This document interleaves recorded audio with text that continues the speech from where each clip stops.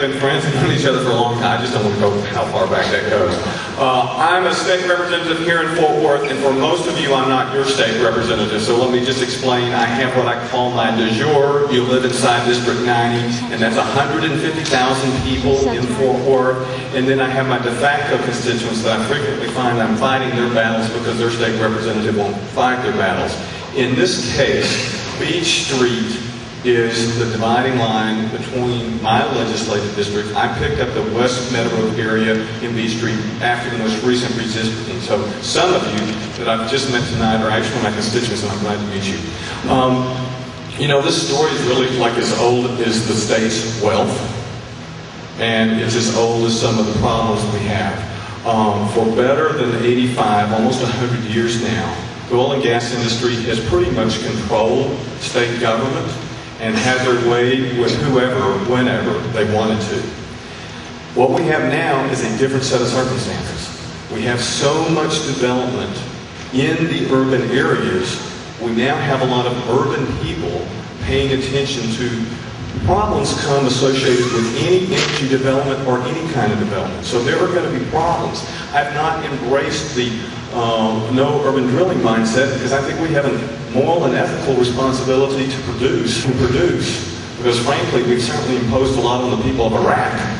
You know, on the other hand, I don't want this town to end up looking like Baghdad just because we want to export the natural resources. And I think there's some very real dangers with these pipelines, and I damn sure think they should not be going down streets.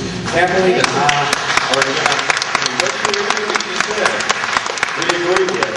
But the difficulty is in getting to where we want to go. I think we have a moral obligation to let the gas be pumped. But what we didn't stop and think about is if it's going to be pumped, they're going to want to pipe it.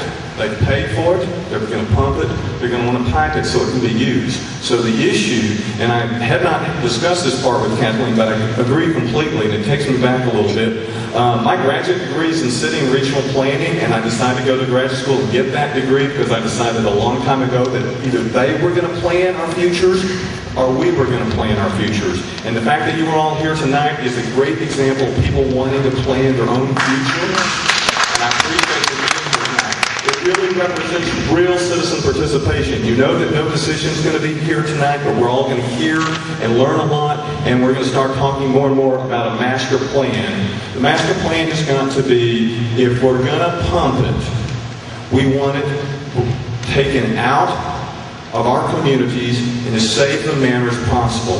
And an analogy that I've started using is you may be able to trust Chesapeake, and you may have liked that new urban development in downtown Fort Worth, just west of Henderson, all those new apartments. And under the first owners of those apartments, you find oftentimes they're managed very well. But when you come to that second and third and fourth generation of ownership, there are some real problems. So what I want to see happen in this community is some safeguards when you get Chesapeake such that they're selling up, and they will. We want the safeguards that we don't have right now. And that's the reason I publicly 2 weeks ago endorsed the concept of the moratorium. We need exactly what Kathleen's talking about. We need a master plan, and we should not allow any more pipelines to be built until that master plan is developed.